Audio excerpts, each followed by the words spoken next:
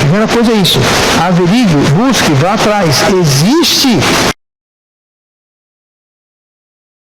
verdade? Essa é a primeira coisa a fazer. Primeira coisa é decidir.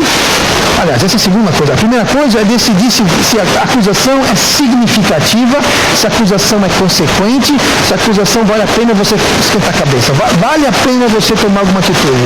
Muitas vezes não. Então você não sabe, mas eu vi irmão Júnior comendo uma acarajé. Bom, o único problema com isso é que o irmão Júnior não me chamou para dividir uma acarajé com ele. Então, fora isso, eu tenho que seguir daí. É um exemplo meio simplório, mas veja, tem acusação que não tem consequência, tá? Deixa correr, deixa escorrer. Segundo passo, então, se for bastante importante para que a gente averigue, então vamos buscar a verdade. Busque se existe base para a acusação. Essa acusação, ela procede, porque é muito fácil você calar a boca do acusador se não há procedência. Ou seja, se não há base para a acusação, então acabou. E acabou o assunto, encerrou o assunto. Por exemplo, pastor, eu vi irmão Daniel. O irmão Daniel estava incendiando a casa aqui do vizinho. Quando? Foi uma terça-feira à tarde. Que horas? Umas 3:30. Não é mentira isso, porque ele estava comigo. Às 3:30 estava evangelizando. Então não era o Daniel. Acabou. Encerrou a acusação, você matou, cortou, mata pela raiz. Tá?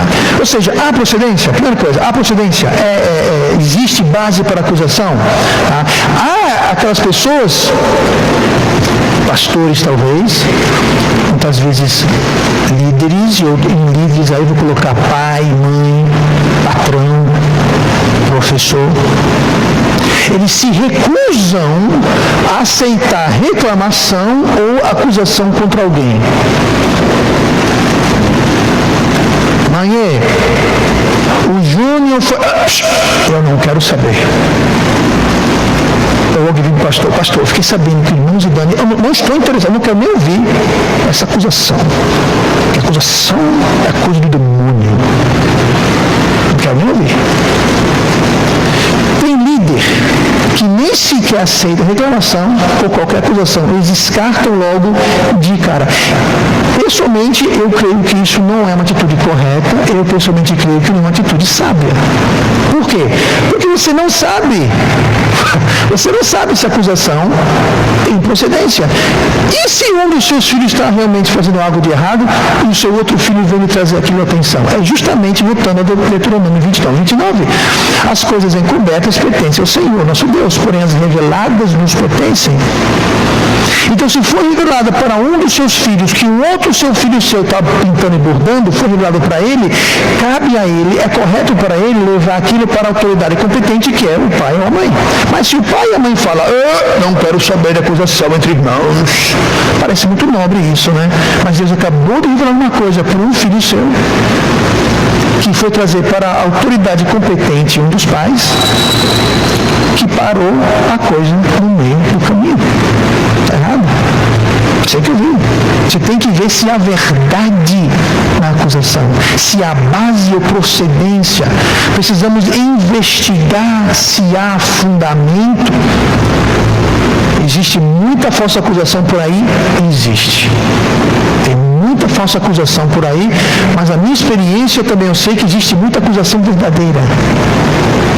Tem muita acusação falsa, mas tem muita acusação que não é falsa, é verdade.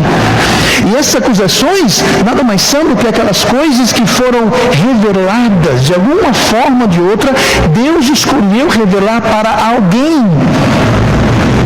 Estava encoberto, mas Deus revelou para alguém. Talvez revelou para o pastor. E por revelar não estou dizendo, pastor, eu tive um sonho, o irmão Wagner está... Não é esse tipo de coisa, tá bom? Uma acusação baseada num sonho, por favor, eu tenho mais o que fazer. Estou falando assim, que Deus revelou, que Deus criou uma situação de colocar duas pessoas no mesmo local, na mesma situação, para que fosse revelado. Sabe que Deus faz isso? Deus revela, Deus mostra. Deus traz à tona. Não foi Jesus que falou, nada que está encoberto não será o quê? Descoberto. Nada que é feito às escondidas não será trazido à luz. Ou seja, quem revela isso é Deus. Deus traz à tona. Deus mostra, Deus revela. E aquilo que Ele revela pertence a nós. Ou seja, se pertence a mim, é a minha responsabilidade. Cabe a mim agora agir, tomar providência, levar coisa adiante. Agora, se a coisa está encoberta, pertence a Deus, está na mão de Deus. Se Deus não revelou, pertence a Ele, e se Ele quiser partir o irmão no meio com um raio, problema dele. Deus o faça. Agora, se Deus revelou e colocou aquilo na nossa jurisprudência, sob nossa responsabilidade, e nós precisamos então se agir a respeito e tomar providência. Primeira providência é ver se há base, se há fundação para a acusação, ou seja, é uma acusação falsa ou verdadeira. Então, se Deus revela para você, você tem que agir. Se Deus revela para outra pessoa que traz para você, porque você é o agente responsável, um pastor, um pai, um professor, enfim, um chefe no trabalho, alguma coisa assim. Se você, no trabalho, você é um gerente, aí chega um subordinado seu e fala, olha, patrão, gerente, doutor, é o seguinte, o fulaninho ali, ó, está arrumando. Nada de acusação, eu não aceito acusação. Não, você tem que averiguar. Agora, quando a acusação é falsa, não deixe barato. Vem um filho acusando o outro de uma coisa e a acusação falsa, não deixe barato. Que haja consequências e consequências sérias. Porque quando nós acusamos falsamente, o nosso Pai Celestial desce o sarrafo. Então você tem um filho, um subordinado, um aluno, alguém na igreja que vem para mim com uma acusação e ela é falsa, haverá consequências. Que consequências? Bom, eu posso ir para a igreja e falar, minha gente, olha, o irmão fulano, a irmã fulana levantou falsa acusação contra o irmão ciclano. Ele está errado. Ah, pastor, por que você faz isso? Para que aquela pessoa aprenda a não acusar mais e quando acusar falsamente de novo, ninguém vai dar atenção. Isso é bíblico. Então entenda, se Deus descobriu, se Deus revelou, se Deus mostrou, então pertence a nós. Agora a bola está na nossa mão. A peteca está na nossa mão. Cada gente agora tocar o barco adiante. Tá? Agora é para Deus revelar. Como eu disse antes, não é para a gente estar fazendo uma inquisição na vida de todo mundo, botando detetive particular, no encalço de todo irmão e todo mundo. Não é isso. Sabe por quê? Deus mostra. Gente, eu estou no ministério há muito tempo, uma coisa eu digo, Deus mostra. Eu posso contar cada história aqui para você que parece piada, que nem eu acredito quando eu olho para trás, como é que foi isso nessa história? Mas Deus mostra, de uma forma ou de outra, Deus mostra, na hora certa, do jeito certo, Deus mostra. Enquanto Deus não mostra, eu creio e acredito que é Deus dando misericórdia na paciência dele para a pessoa tomar jeito. Mas na hora certa, quando chega na hora certa, e Deus sabe quando, Ele mostra. Por isso que é importante, quando Deus revela e nos pertence, a gente age e não quero saber de acusação.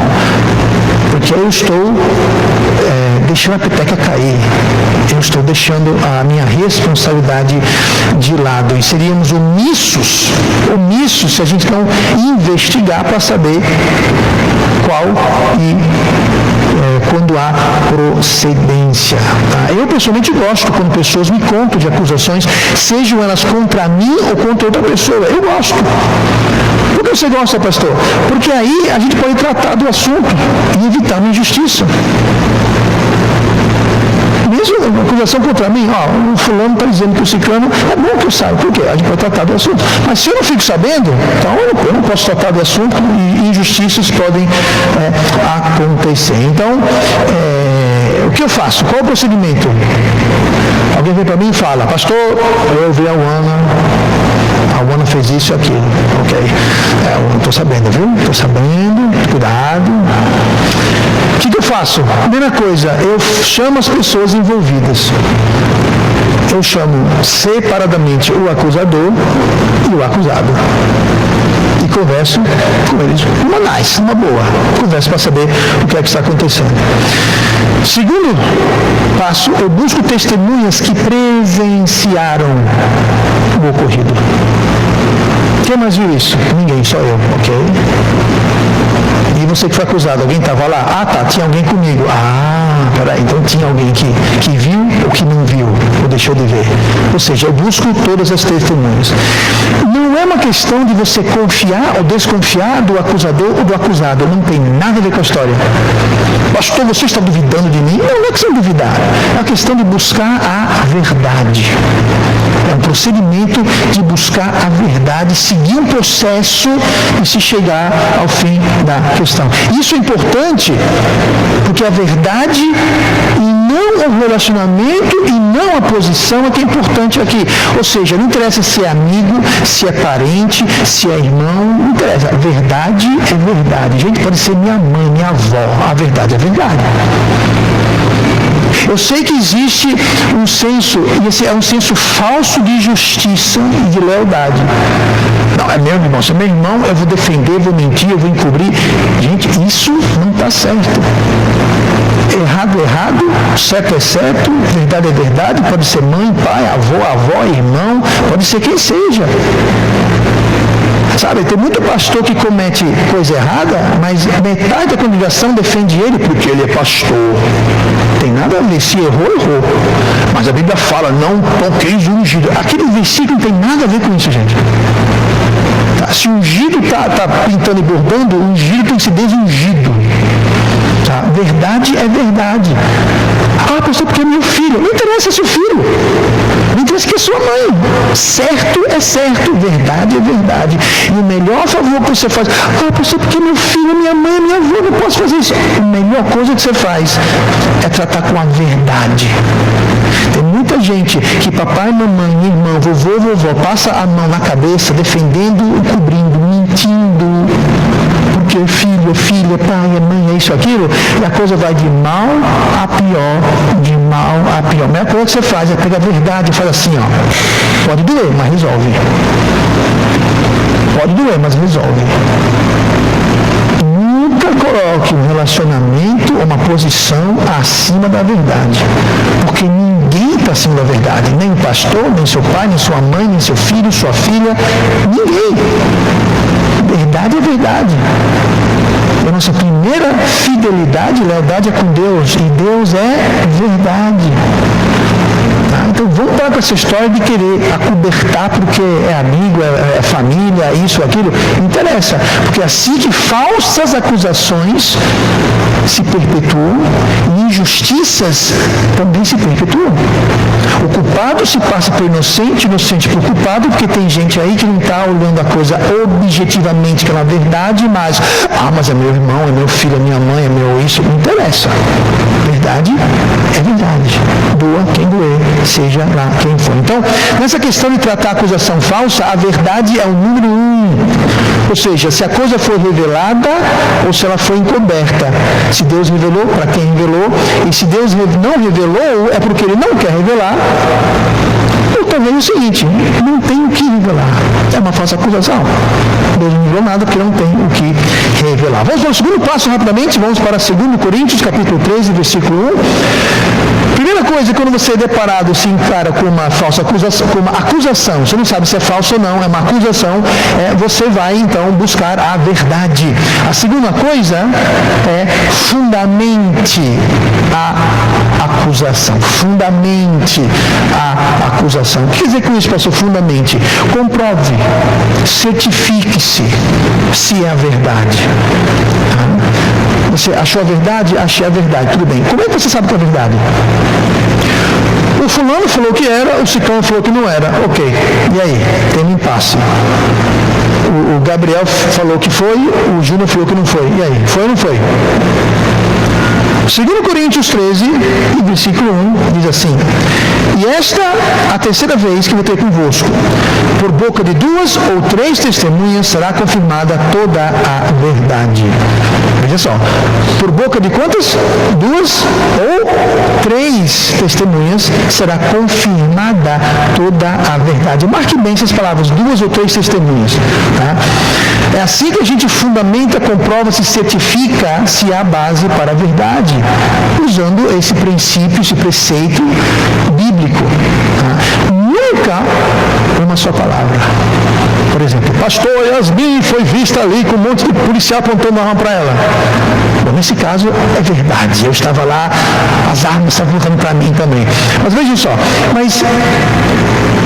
eu vi fulana fazendo isso, e foi, aquela Yasmin não presta, eu sabia, peraí, quem acusou? Não, uma pessoa acusou, se uma pessoa acusou, uma pessoa acusou, então assim, acusou, está acusado, é culpado, já está tudo, vamos executar logo, acabou-se, é juiz e júri, tudo junto, acabou-se. Não, nós temos que nos certificar nessa história direitinho. Olha comigo para Mateus 18, Mateus 18, versículo 15, eu quero ver, existem outros exemplos, eu vou só citar alguns, para a gente não ficar aqui, né, Márcio, não ficar aqui até meia-noite.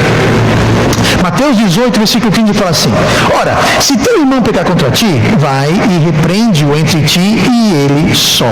Se te ouvir, ganhaste a teu irmão, mas se não te ouvir, leva ainda contigo 1 ou 2, para que pela boca de 2 ou 3 testemunhas toda a palavra seja confirmada. Note mais uma vez, pela boca de 2 ou 3 testemunhas, igual 2 Coríntios 13, versículo 1, que fala pela boca de 2 ou 3 testemunhas. Note, 2 ou 3 testemunhas. Agora, dá um pulinho comigo, Deuteronômio 19, rapidinho. Deuteronômio 19, tá? Quero mostrar também no Velho Testamento esse princípio, esse preceito bíblico. Deuteronômio 19 e versículo 15 diz assim: uma só testemunha contra alguém não se levantará por qualquer iniquidade. Ficou bem claro, né? Por uma só testemunha. Ou seja, se só uma pessoa viu, ninguém viu. Por uma só pessoa contra alguém não se levantará por qualquer iniquidade. Ou seja, se for só uma pessoa, nem ouça. Tem que ser o quê?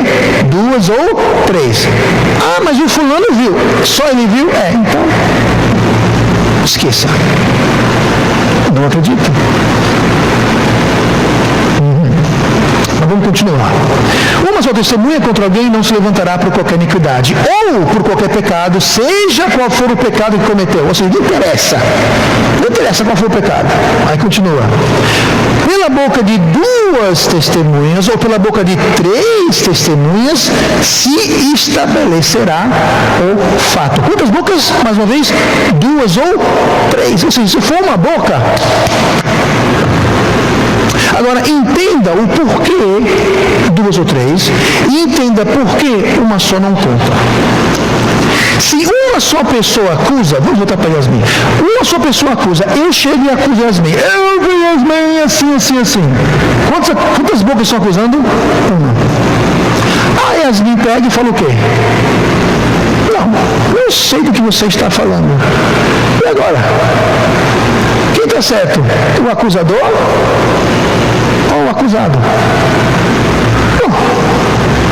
Está uma só palavra. E se forem 2? Bom, eu posso chegar e falar, eu vi Yasmin fala, realmente, eu sou culpado, realmente eu estava lá, realmente havia um monte de policial apontando, mas realmente... Bom, 2, a minha, do acusador, e da acusada. Mas são 2. Eu vi, confrontei, a acusada confessou.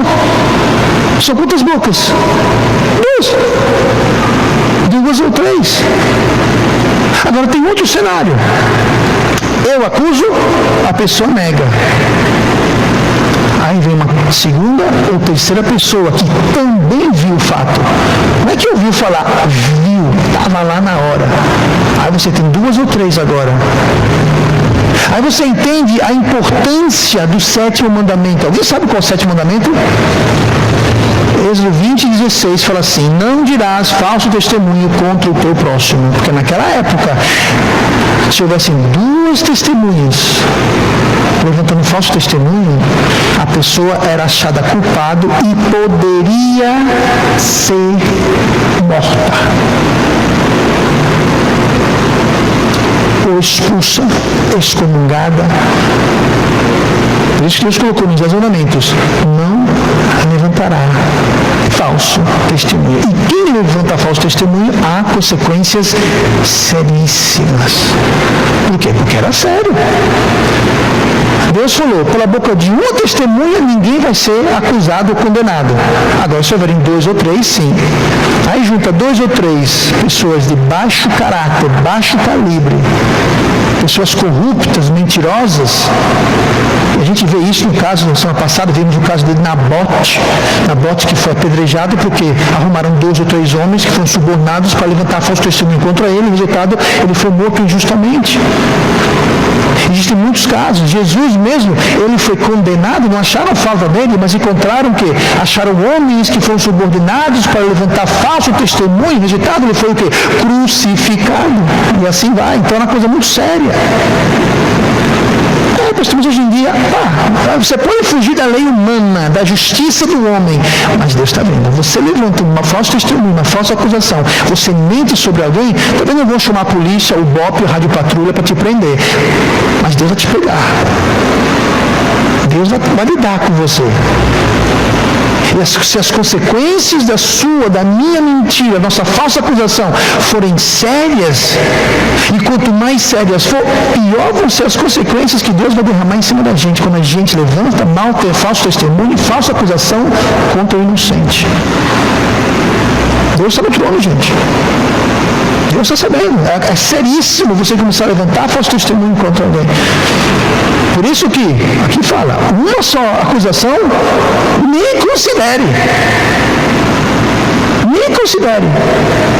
Nem com o tempo, não tem base ou princípio. Se for só uma pessoa viu sozinho, esquece. Mas pastor, se a pessoa viu mesmo, Deus vai revelar para outras pessoas. Como? Na hora que a Yasmin foi parada de novo, vai ter outro irmão lá. Agora são 2 que viram, não foi só um, foram 2. Ou seja, as coisas que são ocultas pertencem a Deus. Mas quando Ele escolhe revelar para a gente, Ele vai mostrar. E quando Ele mostrar, aquela pessoa para quem Ele mostrou fica responsável de passar adiante para a pessoa responsável. Pode ser um pai, uma mãe, um pastor, um professor, um patrão da empresa, enfim. A pessoa fica responsável perante Deus ao que foi revelado. Por quê? Não foi revelado para mim que pegaram fulano ou ciclano fazendo isso ou aquilo. Não foi a mim que Deus revelou, então eu não posso agir. Deus não vai cobrar isso de mim. Mas se Ele revelou, é Micael. E o Micael, não vou falar nada não, porque é meu amigo. Ok, então você vai se explicar para Deus, porque Deus incluiu em você aquilo que foi revelado e você não levou adiante. O primeiro passo é ir para a pessoa. O segundo passo é ir para o pastor ou a pessoa responsável. Se for um irmão, vá para o seu irmão e fala: olha, eu vi você fazendo isso, está errado. Ele fala: se você ganhar, convencer o seu irmão, você ganha o teu irmão. Você vai lá e fala: não, tudo bem, eu estou errado, não vou fazer mais, beleza. Acabou, encerrou o assunto. Mas se não, vá para o seu pai, vá para a sua mãe. Na sala de aula, trabalho, na igreja. O princípio é esse. O que é oculto pertence a Deus, Deus está lidando. E uma das coisas que Ele faz quando lida, Ele revela para alguém. Esse alguém agora é responsável de tocar a peteca adiante para trazer justiça. Por isso que eu digo, nem toda acusação é errada. Falsa acusação, obviamente, é errada, porque é mentira, é falso. Mas se há base, se há procedimento, se a acusação procede, tem que ser feita, tem que ser encarada, tem que ser levado adiante. Tá? O caráter, o calibre e a constância das testemunhas são importantes. Tá? Você chama uma testemunha que viu, mas a pessoa é conhecida como mentiroso, sem vergonha, sem caráter, aí você divide por 2 as testemunhas, né? Por isso que é bom ter um bom testemunho. Ou pode ser que a pessoa é de fato culpado, fez realmente alguma coisa errada, mas Deus ainda não revelou ou não revelou bastante. Talvez Deus revelou aquilo, Deus só mostrou aquilo para uma pessoa, para aquela uma pessoa ir falar com o acusado. Olha, eu te vi, eu não faço não. Faço até errado isso. E Deus só revelou para uma pessoa, porque Deus só quer que aquela uma pessoa vá tratar dele. Não.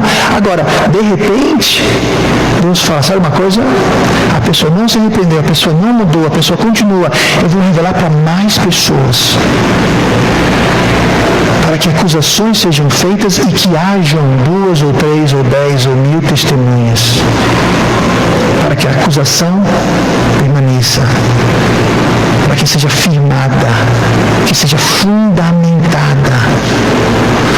Pode ser que Deus manda ele revela aquela primeira acusação 1 a 1, porque Deus só mostrou para um, para dar um susto na pessoa, para dar um aviso para a pessoa. Eita, me viram. Eita. A pessoa fica assustada e às vezes aquilo é bastante para a pessoa cair em si e tomar uma atitude. Às vezes não. Aí Deus pode escolher revelar mais para mais pessoas, para que se fundamente.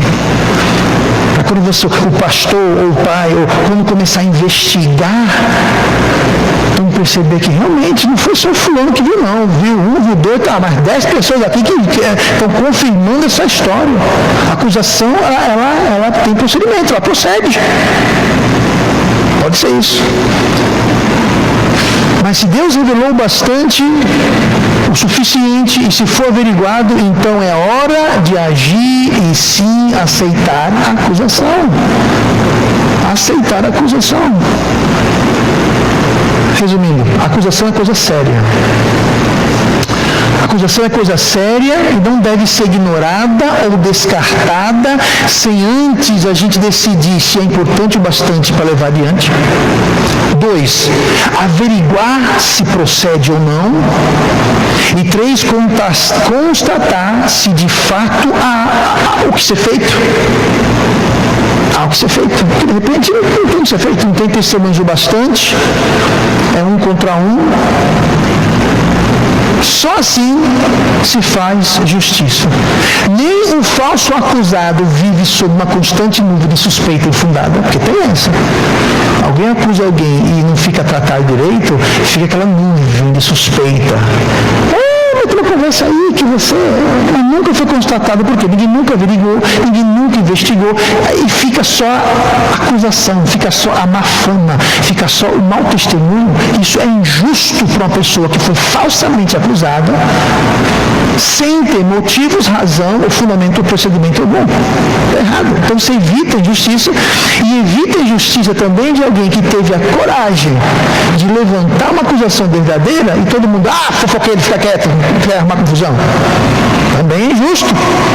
Porque aquela pessoa a quem Deus revelou e tocou o barco não merece ser deixado isolado como sendo o malvado da história. Então, é só a gente usando esses procedimentos que a gente protege os falsos acusados e os verdadeiros acusadores, no bom sentido. Então, a gente não deve nem descartar e nem aceitar sem antes ter esse procedimento, para que justiça seja feita. Amém? E vamos orar. Pai amado, nosso Deus querido, obrigado.